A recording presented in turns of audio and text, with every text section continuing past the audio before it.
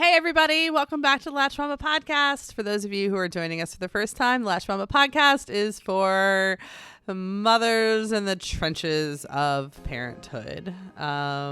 We are talking today about finding and trusting people to help you watch your kiddos. You're listening to Latched Mama podcast. I'm your host, Melissa Wirt, busy mom of 6 and owner of LatchedMama.com. Join us each week as we talk about pregnancy, breastfeeding, postpartum, and all things motherhood. Hi, Lindy. Hi. How are you? Great. Once again, we're back in our new little setup. We got rid of the pandemic 6-foot table, chilling in chairs today. Yeah. So this was a sourced question from the group as well as a lot of people on staff at Latched Mama. And I think we've touched on it a few times before. But I think it's always a good one to talk about because I think it's a really, really hard step for somebody to start realizing that they need help for whatever reason, whether they're working or they just need a mental break, and figuring out how you find those quality people in life to watch your kiddos while you are not around. For me, I'm always looking.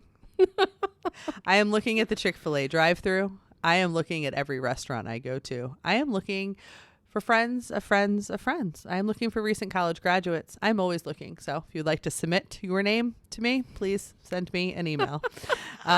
Seriously though, like I have found, I mean, my life does not work without substantial help. But I adore like the people who help me watch our kids and basically help me raise my children are absolutely a part of our family. Like hands down, incredible. Love them. Yeah. But I didn't start here. Like I started with just a couple of hours a day. Started with a family friend. Then it progressed. And then it progressed. Still haven't. I'm trying to think about how many like strangers like I have brought in to watch our children. I don't know, 3 at this point, 2, 3. I really like truly, a true stranger, like, hey, for 60 seconds and leave, or like you meeting them first? No, like going on care.com. No, I mean, I've interviewed, interview everybody, but like truly do not have any like Kevin Bacon, like connections with them, you know? Yeah. Which is scary. Like always hate having to go the stranger route. Yeah.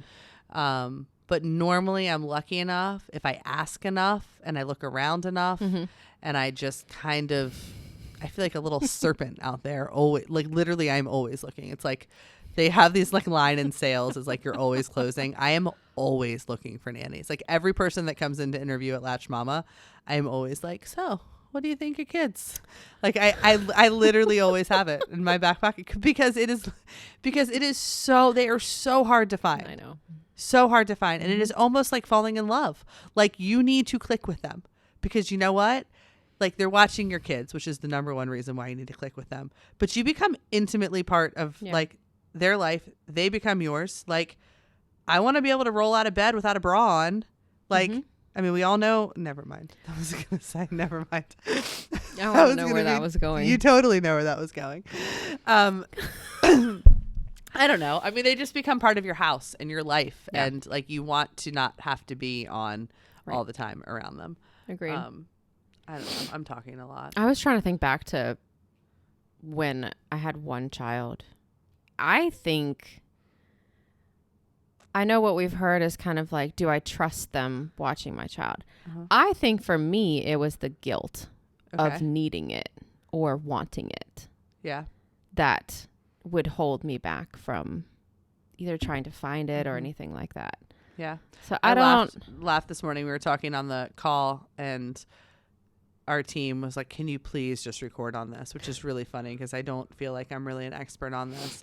And they're like, how do you just make that decision to trust somebody to watch your kids? And I laughed and I was like, it's out of desperation. It's like rock out of bottom. Survival. It's rock bottom. Like it's like the idea that even somebody who is a stranger to you can probably love on your children and have more energy than you could in that moment. Right. And it's not really exactly where I got. But as Latched Mama grew, I knew, like, every time I would cry to Eric, I mean, I would cry and he would say, the answer to this, sweetie, is we've got to get more help.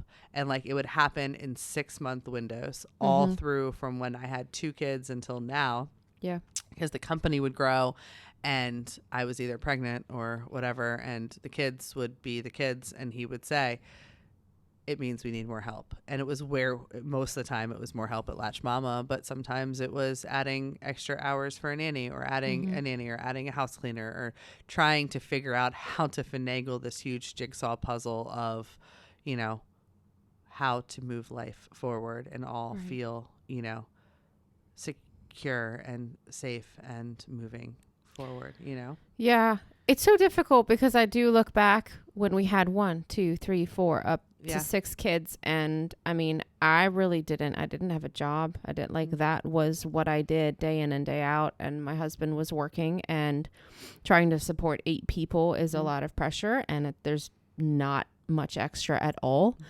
And so I know when I started, I was like, I have to do, you know, kind of something for myself. Something needed to change and all that. And I started working a little bit, and it's difficult because at that point it literally just paid for, you know, me to get out of the house a little bit, you know, whatever I brought in. But a lot of times the money and the financial stands in the way, and it's really, really difficult. And how do you find that support, you know? And it's interesting though, because so hard. You can't put a dollar amount on your ability to come back to the house and parent and be there.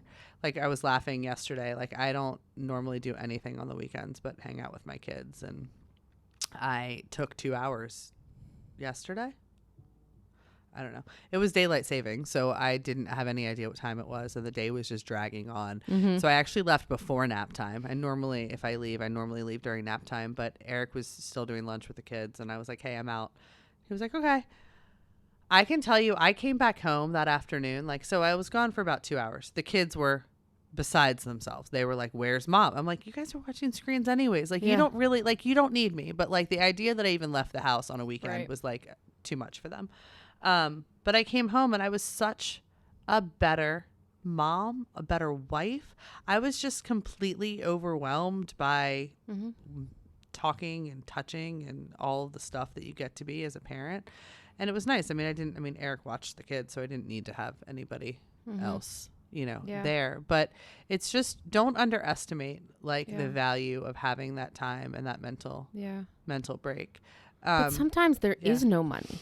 Like there is no money for paid help. And I 100% get it and understand, because I felt like I was there for many years, and we were very thankful to live near grandparents. But, you know, not everybody's always available. And I kind of wish I had the mental energy that I could have put into making a friend, because I didn't. I was just so depleted from just trying to be a good mom to my kids, that I could possibly set up something with a neighbor and we traded off an hour each day or 2 hours in the morning or something like that. But then the guilt was holding me back. That's just for me. So you just got to let go of it. But I mean, literally, in most places in the country, what, $12 to $15 an hour? You know, 1 day a week, if you can put it aside, 2 hours or something like that, or an hour, just go outside, go for a walk, go lock yourself in your bedroom, take a shower, watch a show. But seriously, I think finding the right people is such a quest. And honestly, I compare it to, because I would probably say I'm an expert at it at this point.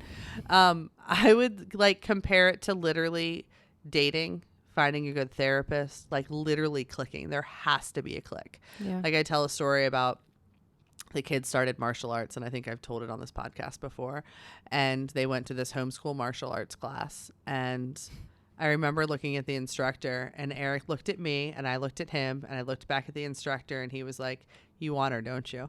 And it wasn't like a sexual way. He knew exactly what I was doing. And we just laughed. And I was like, absolutely. I was like, she is incredible. I was like, she has to be part of our family. And I mean, I let it ride out. The kids did martial arts for like 3 or 4 years. Eventually she reached out to me and she was like, I can't do this anymore. I want to leave. Do you have any availability at Latched Mama? And Allie was getting ready to go out with having her first child, and it was like this whole big thing. So the stars lined up beautifully. I sometimes use Latch Mama as a holding pattern. She came in, she worked here for a little while, and then she's been our nanny through. She's getting ready to have her third kid, but her second since she's been working with us. But so it's like those magic moments that are just like it's like literally dating for me. Yeah, I know, it's so funny. I remember because we have her name's Anessa, and she's been with us since the twins were like 18 months or 13, 15 months, something like that. And I remember because I took a couple of my oldest to Woodlake camp. Yeah. And I had known her from American Family way back. Did she work at the Kids Zone? Yes.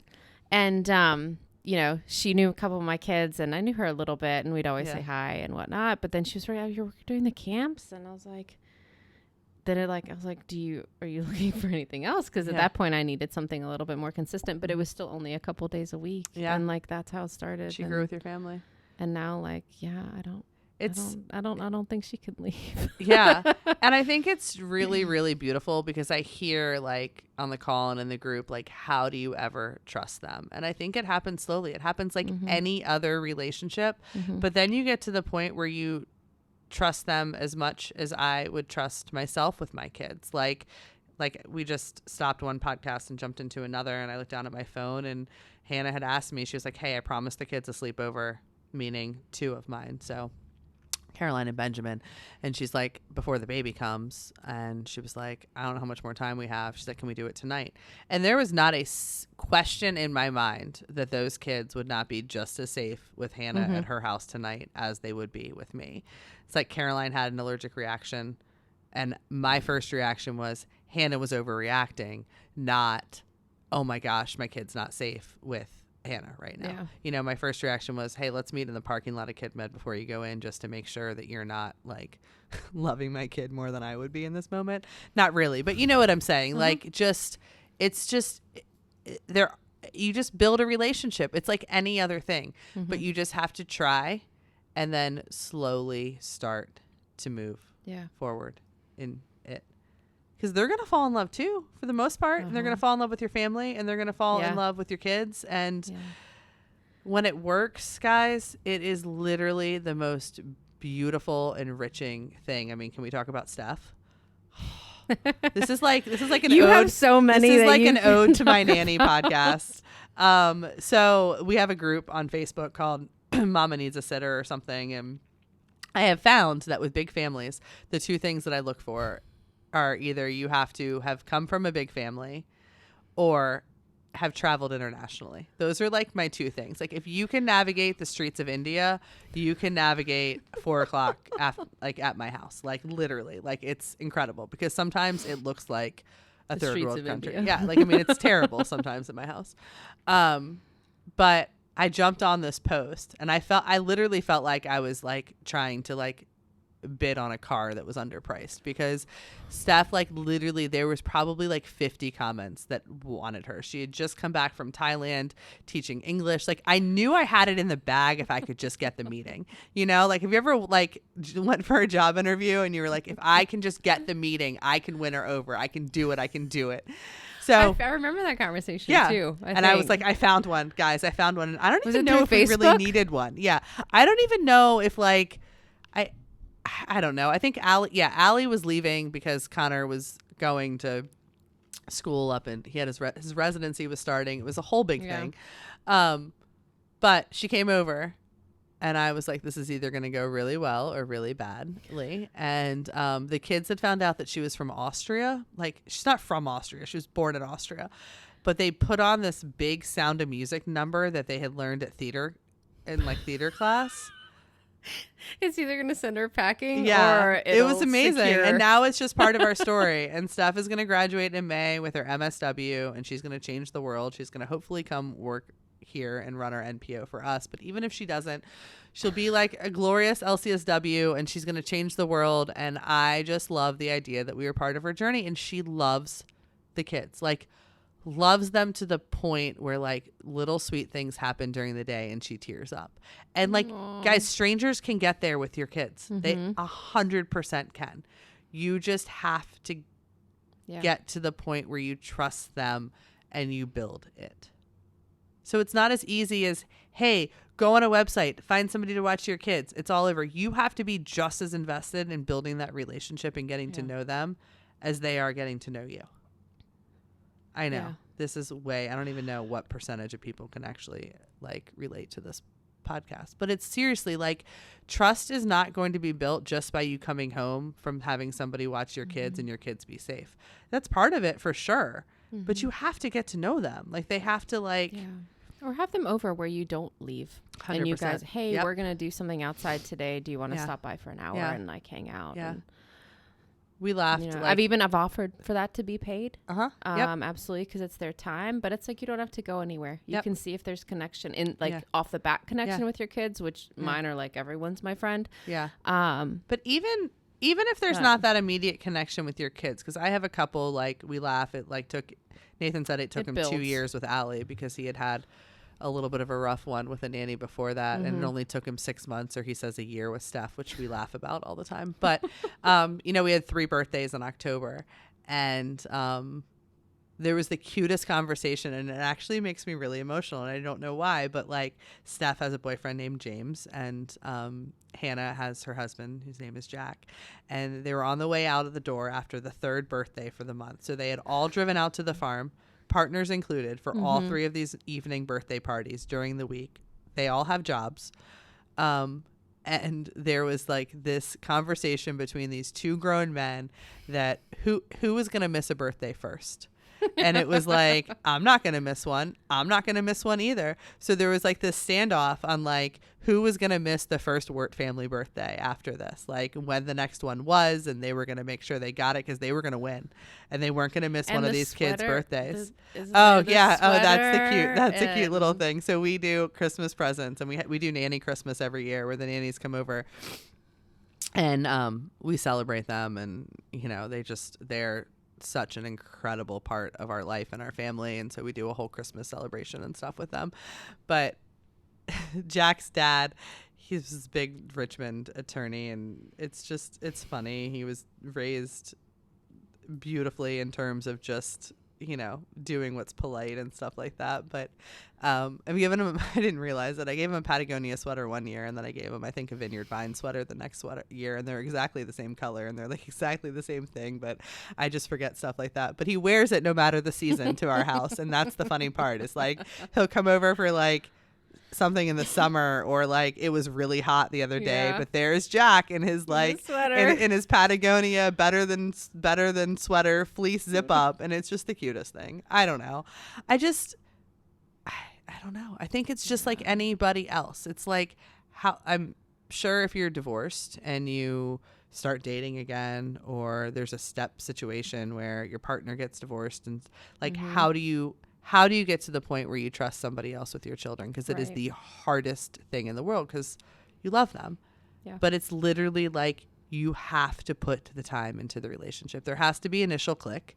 They have to be safe, do the background checks, do whatever.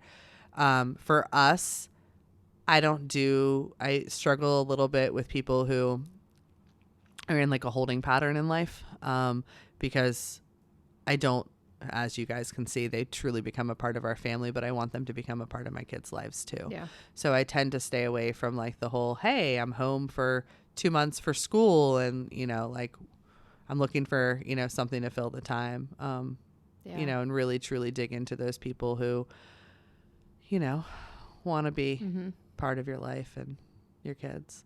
But the interesting thing about nannies too, is that I have learned, and this has been one of my larger teaching moments with the whole child help type of thing, is that normally they're not going to stay forever.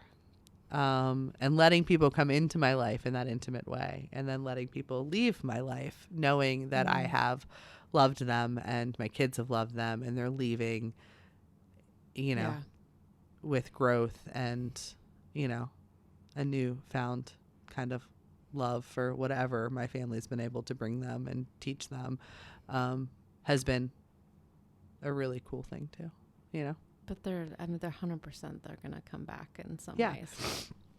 Even if it's visits or via technology. Yeah. FaceTime. Absolutely. They will absolutely be involved in their lives. Yeah. And I know I've also said this too. I'm sure they'll be at weddings. Oh, 100%. absolutely. Like, you know, we'll be at their that's weddings. like way down the road, but like, yeah, it's so cool. I don't know, but it's just like welcome them and embrace the fact that when you like, there are good parts, there are hard parts. There are parts where you literally have to somehow trust somebody with your children. But the cool part is that anybody who's outside of your family is going to bring things to your children that anybody inside of your family cannot bring. And most of the time it's really good stuff. They're going to bring their favorite recipes. They're going to bring, you know, their childhood memories. They're going to bring their traditions. They're going to bring sometimes, you know, their perspective on something that your kids would never have. If not, you know, for the fact that there was somebody else spending time with them. Agreed. Which is way cool too. I don't know. So I found a few on care.com, found a few on Facebook. Vet the heck out of them, of course. Ask the good questions. You should know, though, pretty quickly in terms of a good fit for your family. Have them to the house with you there. Have them to dinner. Have them to those messy, messy moments where you would not want anybody to be in your life to see. Not the Pinterest moments, not like the Instagram worthy moments. Have them into the mess and see how they react. Yeah. And I think word of mouth too. Like I have no problem sharing a name of a sitter that I loved. If you're in a hard place where maybe you don't have like a neighborhood where you could get some names and meet some young teens and things like that. Word of mouth. Ask some friends. Don't be afraid. This is kind of a slippery slope, and this is very Latch Mama-y. I don't know. I struggle sometimes with the nannies bringing other kids with them. But if you look at how we've built Latch Mama and you look at some of the most amazing people I've ever met in my life, they're the people who literally are just trying to put kind of a way of life where they get to have their babies and they get to have an income too. We've always allowed our nannies to bring their babies after they're born with them to work, always with additional support. Like we've never done it in such a way where they have 6 kids and an infant of their own. But, you know, don't be too terrified of letting somebody bring their entire self to work, especially if your kids are a little bit older and a little bit more self-sufficient. But truly like valuing the people you bring into your life, not as people who you are paying to do a job, but as like imperfect, beautiful human beings who are there to just kind of learn from you and you're there to learn from them. And together you're in this mission of hopefully, you know, raising these beautiful humans, you know, I don't know. Yeah. That's really deep and really corny, but like that's truly how I feel like you have to look at it, or it does get very, very heavy. Like, how could I ever trust anything going wrong here? Or how can I walk away from this situation not knowing if my kid's going to be okay? I think it's truly in that relationship you build. Yeah. Agreed. So, and it's much easier when it's not a stranger. It's much easier when you literally can rack your brain, go on your own Facebook page, put something out there, try and find somebody who knows somebody who knows somebody. That's always the easier way. But there's also some really cool options on a care.com. You just sometimes have to get, you know, creative. Like I hired Allie out of working part-time at Montessori school looking for, you know, babysitting gigs. And I was like, hey, you really happy there? You know, come to us. And she's 100% a part of our family now. And I know some, maybe you're not looking for a younger individual, but I think there are some incredibly mature high schoolers, juniors, seniors, just into college, humans out there that are incredible and I think could teach your kids a whole lot. I mean, Rebecca, who started with us when she was 16, she's almost 18. She is about as steadfast, hard worker, loves my children, like unbelievable, like part of our family. So take a chance, have them come over. Like they also have a lot of energy too. Yeah, so, absolutely. Yeah. I think what you just said is like the takeaway here is like, if you know that you need help and if you know that you need to hire somebody to watch your kids and help you with your kids, have them over, invite them to your chaos, because I can promise you, you're not going to be able to hide it from them.